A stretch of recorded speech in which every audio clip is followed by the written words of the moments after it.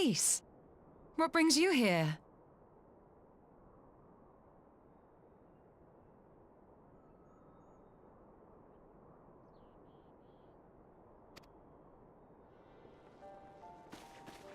Oh, Alliance business. We have a request for Doma. Well, Hien. But that can wait. They told me you were out searching for Alphino. Did you manage to pick up his trail?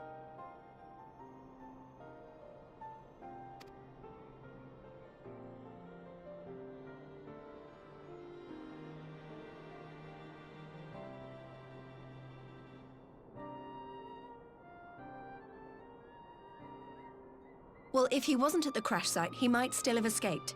We have to keep searching. And we will. Chin up, Alize.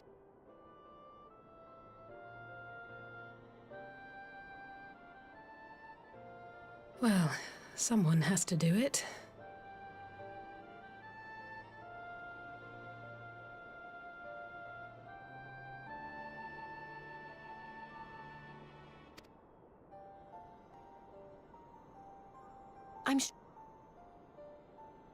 You said it was the Emperor's personal guard that attacked Alphino's airship.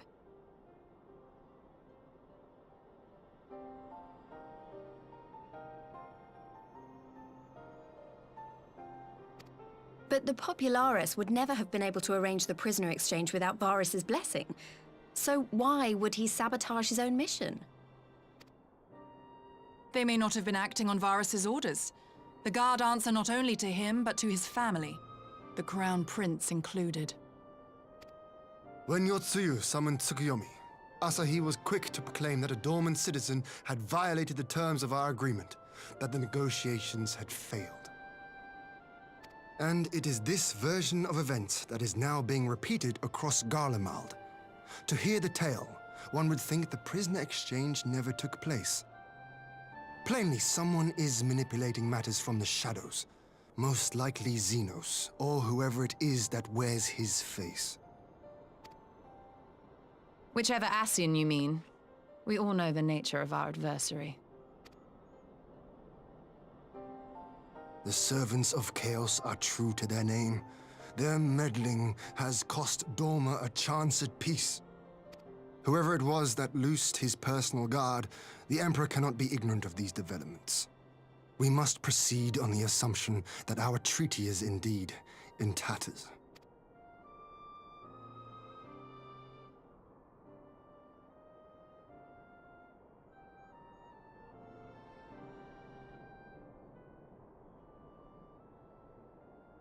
But come, Lise. You have journeyed far. Let me hear your petition. Right. So the big news is that Alamigo has agreed to join the Eorzean Alliance.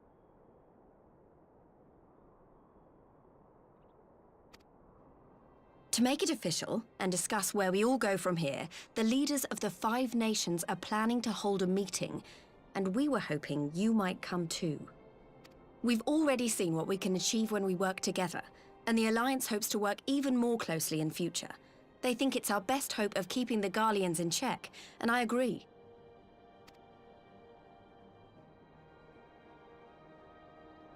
As do I. By coordinating our efforts in the east and west, we may be able to discourage them from committing their forces to a single front.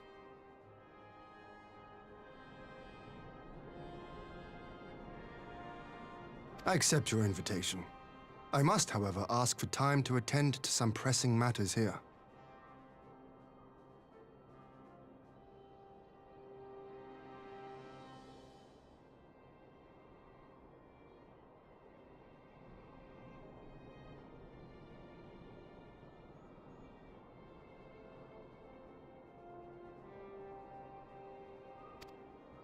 In light of recent events, the risk of Imperial reprisals is greater than ever, and I would not leave Doma unguarded. Ere I depart, I must shore up her defense. Understood. I'll let the Alliance know. We'll wait to hear from you before setting a date. The meeting's to... Well enough.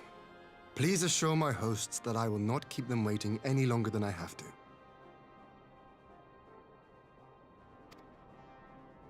Consider it done. And thank you for agreeing to come. If we all put our heads together, we're sure to find the best way forward. For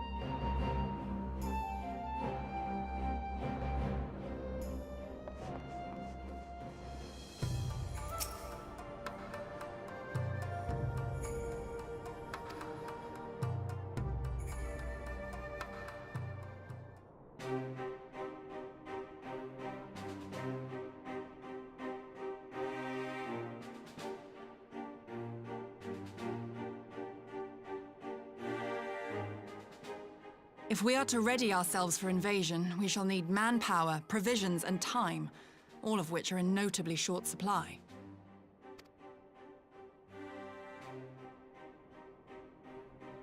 Candid as ever, Yugiri, and correct, I concede.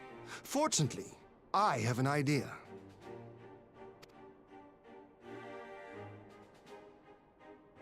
It is plain no single nation can stand against the might of the Empire. And it was only with the aid of others that Dorma succeeded in winning her freedom. So, I mean to take a leaf out of our Eorzean friends' book and form an alliance of our own.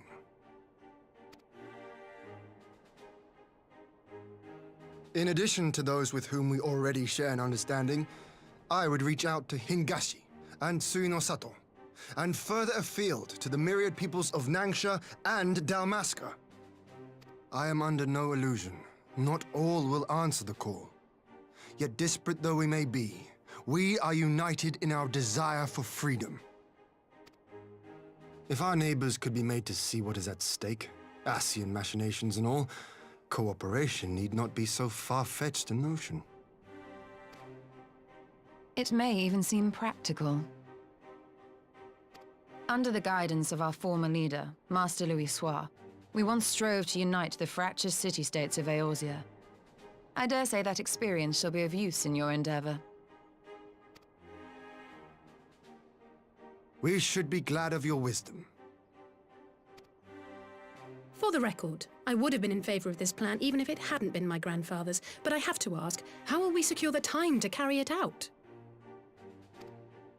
Not that anyone has forgotten, but the Garleans have airships. Lots and lots of airships. Should they catch wind of our plan, they could send an armada to overwhelm us before our alliance had even begun to take shape. Not if we deny them access to the skies.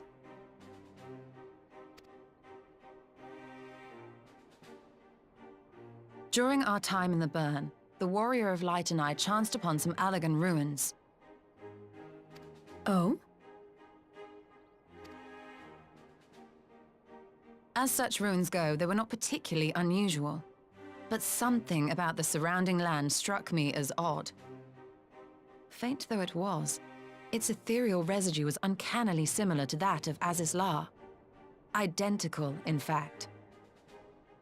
For locations so far removed to share a single etheric signature is all but impossible. I conclude, therefore, that the Allagans created the floating continent with land taken from the Burn. While that is a most intriguing theory, I fail to see what relevance it has to Dorma's defense. Azizlar was enclosed in a powerful energy barrier, impenetrable even to an Agrias-class battleship. It occurred to me that those ruins may have enjoyed similar protection. I have no proof, but the Warrior of Light did report seeing a structure resembling other known Allagan field generators.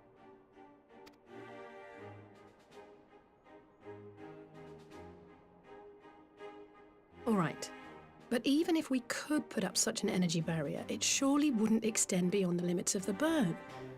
So what's to stop the Garleans flying around it?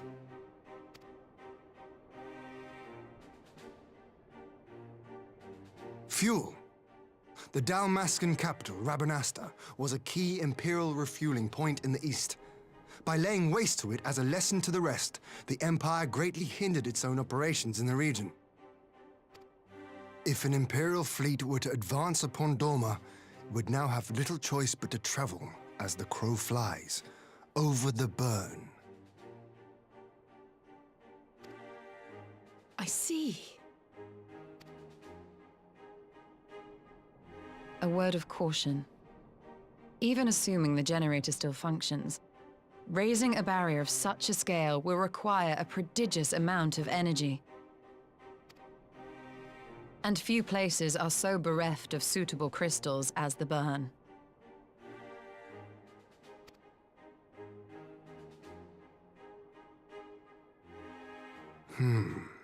A source of energy.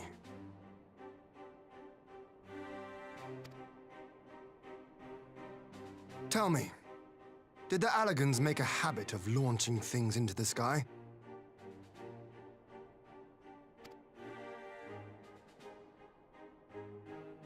A curious question. Besides Azizlar, I know of only one other notable instance. The Red Moon Dalamud, whose fall triggered the calamity. Just the two occasions, you say? Then I believe I may have a solution to our energy problem.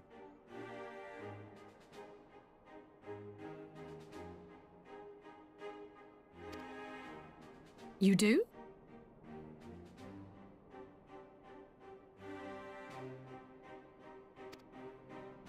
I may. To find out for sure, we would need to visit the Azim Steppe.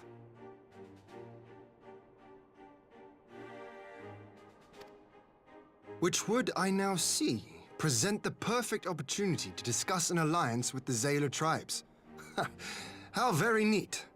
What say you then?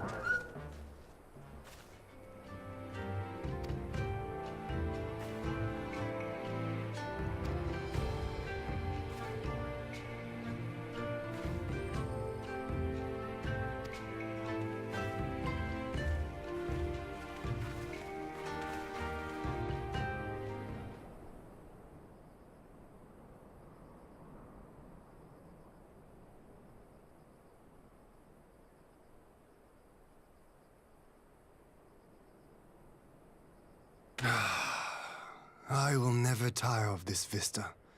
The endless fields, the boundless skies. 'Tis a sight to make a man forget his cares. But not his purpose, I trust.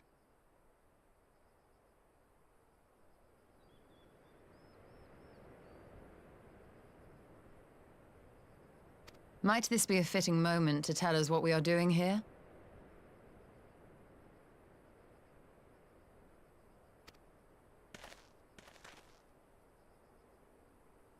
Of course. During my time with the Mole, I learned some few myths of this land. One goes thus. In the distant past, when all seemed doomed, a wayfaring soul came unto the steppe. Venturing into the northern crag, the end thus averted. To these fields did the wayfaring soul return, And venturing once more into the northern crag, he buried the shard, and made unto the heavens an offering of blood.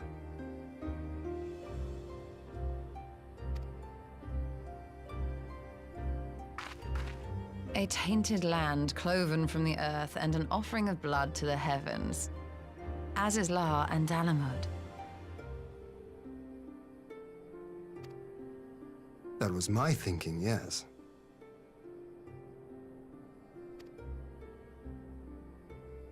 And you believe that yonder mountains hide an artifact possessed of sufficient power to raise Azizlar up to the heavens?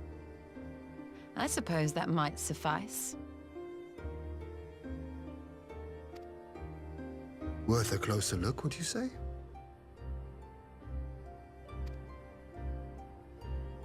I would.